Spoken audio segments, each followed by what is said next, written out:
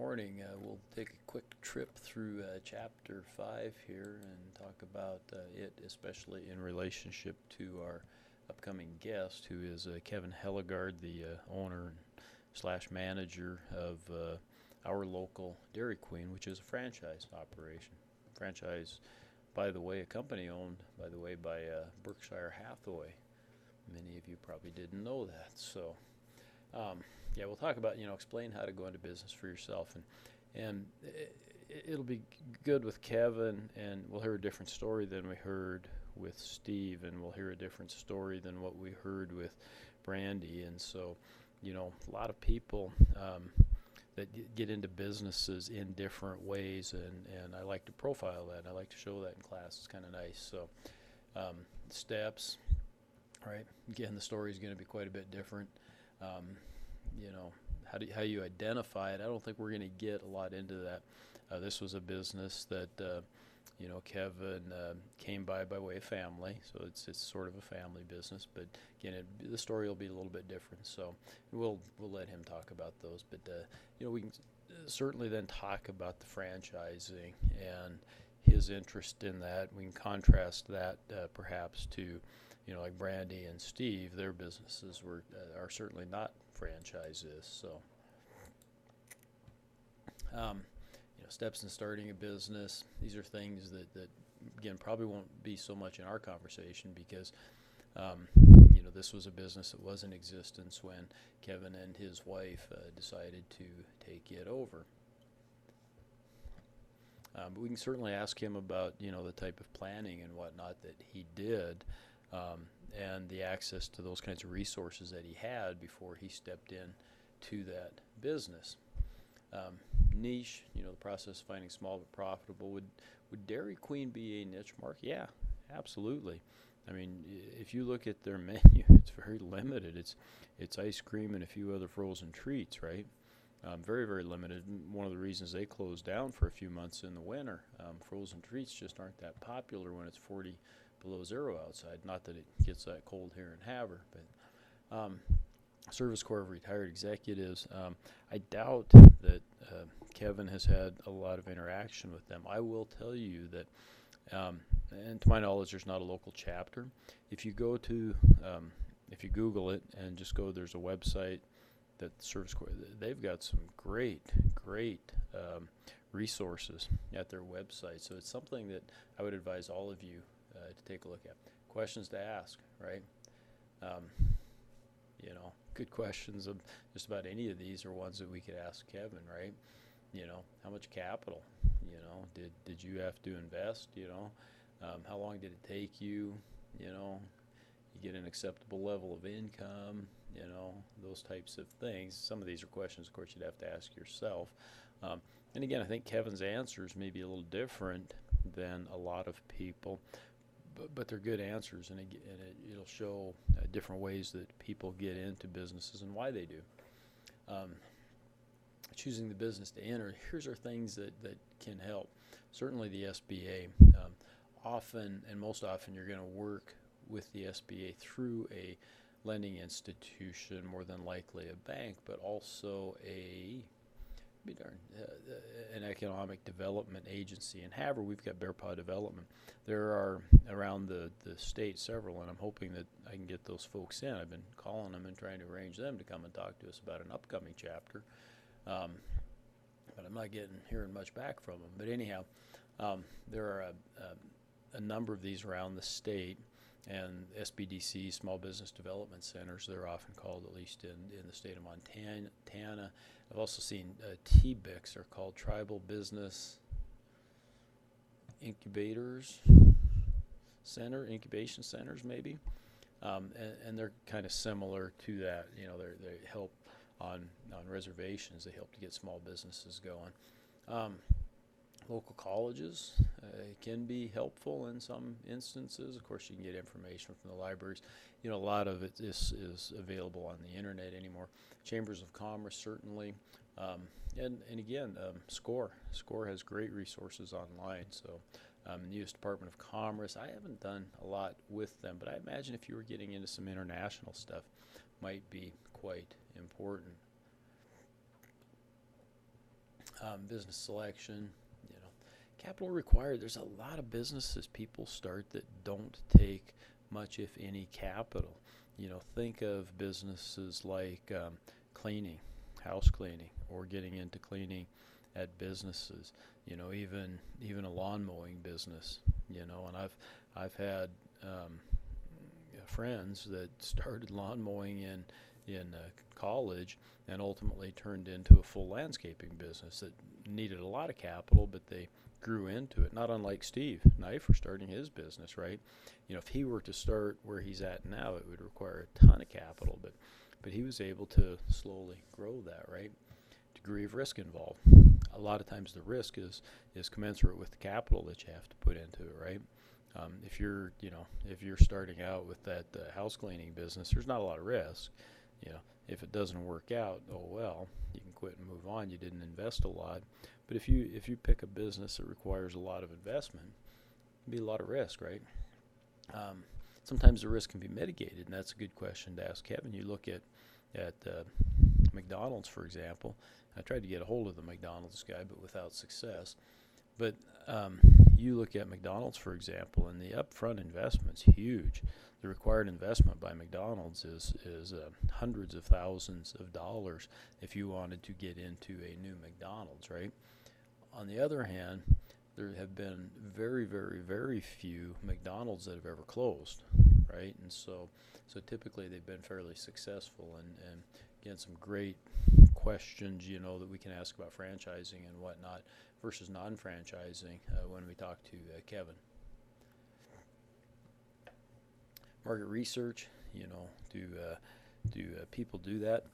If you do franchising, there again, a great question or series of questions might be, does your franchise take care of a lot of that for you, right? Versus if you're an independent business, who does the market research then? Well, you do, right? Methods to use, yeah. How large is the industry? And sometimes there's new business, especially in this internet age. Who would have thunk Facebook would become as big as it is, or Google even. You guys have lived with Google your whole lives, but at one point in time, if you'd have told me that was going to be one of the biggest businesses in the world, I'd have said, "You're kidding me, right?" But it has become that. So, estimating the size and the sales. If you'd asked Steve to do that back in the day, it might have been kind of tough. He had, he bought the stuff and the business basically from somebody who had previously run it, so he had some data.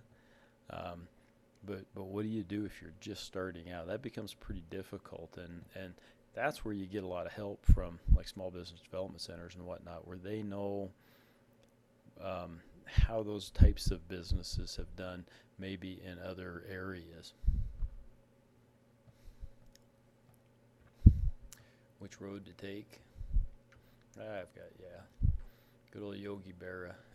If you want to have some fun, you can Google Yogiisms, and he was famous for saying a lot of kind of interesting things. Reasons for starting a new business, why do people do that? Why do people choose to do that? And I can tell you from my banking days, and there was hardly a day that went by that I didn't have a business owner come in and say, "Man, I get tired of this and having to make all the decisions and do this. Sometimes I would just like to have a 9-to-5 job." And in that same day, I would have somebody come in who was a worker who would say, "I'm so tired of taking orders. I'm so tired of doing what my boss tells me to do.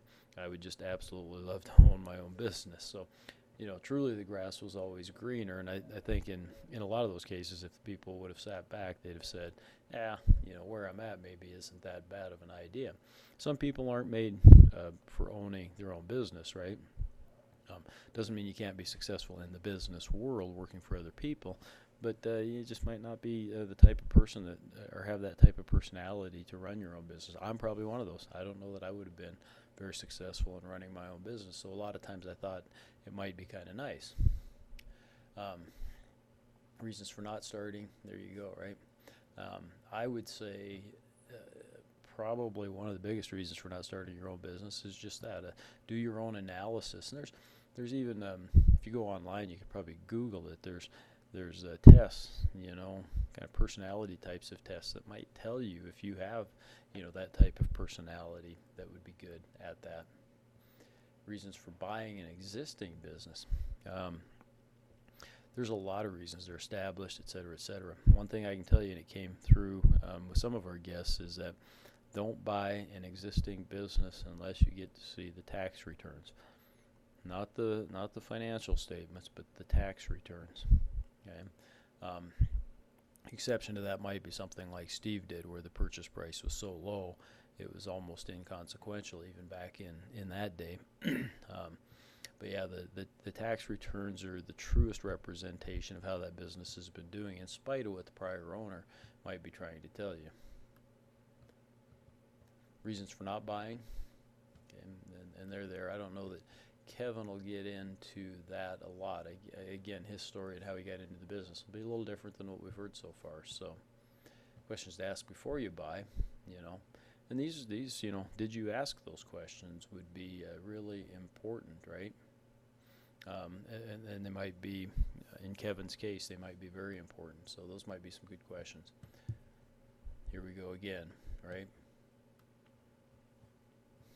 Reasons for buying a franchise.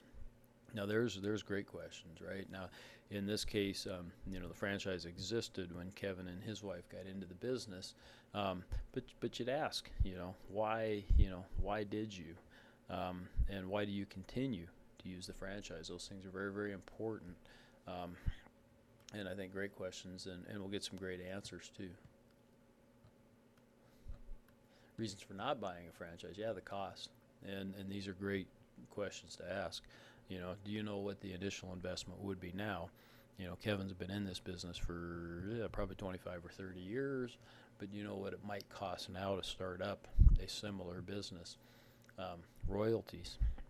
What do you pay in royalties? And he'll break that down for you. It's percentages, but he's happy to tell you what those costs are. Is it a new franchise? Do you fit that type of a business? Are you going to be independent enough, or are you beholden to that corporate structure, that big business, right? White elephant. Could it be a fraud? I've got a former customer. I'd love to have him come in someday, but if you've ever been to the Popcorn Kernel in Great Falls, and I highly recommend it, he was one of my customers, and I actually lent him the money to start that business, and he's never forgiven me, but it's still going, 25 years later or so. But he started it out, and it was a brand new, and a fella had started one of those up in the Flathead Valley, and this one was actually sort of a franchise, the first kind of attempt at franchising. Well, the original guy decided to get out of the business, so now the only remaining one is the one that my former customer has, which is fine. He still seems to be doing pretty well at it and seems to be still enjoying the business. So again, if you're ever in Great Falls and you want some good popcorn, stop at the Popcorn Kernel. There's a little advertising. Why do franchises fail, and how often do they fail? Good question to ask Kevin. Are you aware of Dairy Queens, that fail or close, and do you know the reasons why, they may? What is franchising? Good questions to ask. What's it mean to you? Different franchises operate in a little bit different fashions. I wish we could get the McDonald's guy in, because and I'll probably talk about it some when I'm talking to Kevin, and Kevin and the McDonald's guys are pretty good friends. But their structure is different than a lot of other franchises, and we'll maybe talk a little bit about some of those differences. Who's the franchisor, right? And who's the franchisee, right? The franchisor is the company. It's Dairy Queen International. The franchisee is the independent business person that owns it. Product and trademarks. This can sometimes be a little bit more subtle. Later in the semester, we might get Bob Quinn in, who owns all the trademark rights to products called Kamut, and he licenses those. Okay, so he doesn't make any of the products really. He's got one that he does make, but a lot of the products that are made that have Kamut in them, he doesn't make, but he gets a little bit of the income from those. So a little different, right? Business format, and that's basically what Bob Quint does, is what I was talking about there, the business formatting. So how to tell whether a franchise, do the due diligence. And I kind of put I did put a link in here, www.franchise.org. It tells you lots of different franchises that are available. If you want some ideas about starting a business, even, it's a good place to go, because it lists all kinds of different franchises. And even if you chose not to do the franchise business, there might be some great ideas of types of businesses. The fee, upfront fee, royalty fees are continuous. Prospectus or disclosure statement. Again, the franchise was in existence when Kevin got started, but there probably are documents that change constantly that he has to review in relation to his franchise agreement. Obtain professional advice, certainly. Also, lots of referrals. If you were going to start a Taco Bell, if they're a franchise, I don't know if they are or not, wouldn't you talk to 10 other Taco Bell owners around the state, at least, and maybe the region, and figure out some of the pros and cons about that? Certainly.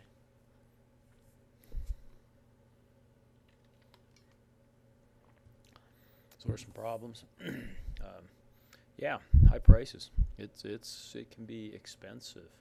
Okay.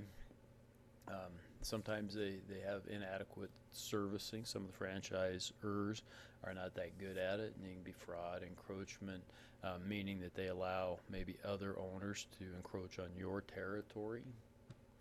Expected areas, we're probably going to see more restaurants, motels, convenience stores, interesting, automotive parts, accessories.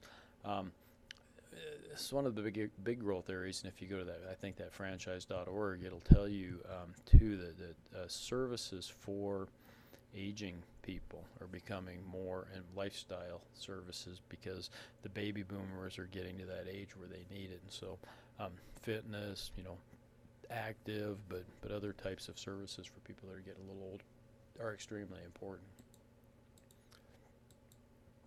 This is from a few years ago.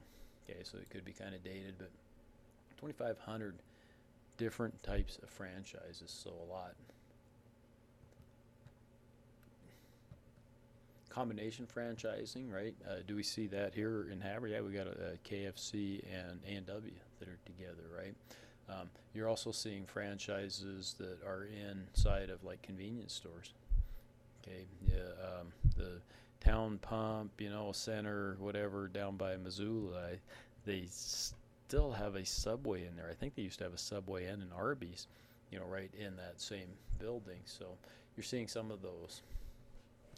All right, that's kind of it. We'll wrap it up there. I don't want to take too much time, 18 minutes. I'm coming in about 20 minutes or less, so it's a good deal. Thanks, enjoy. Look forward to the topic next week with Kevin.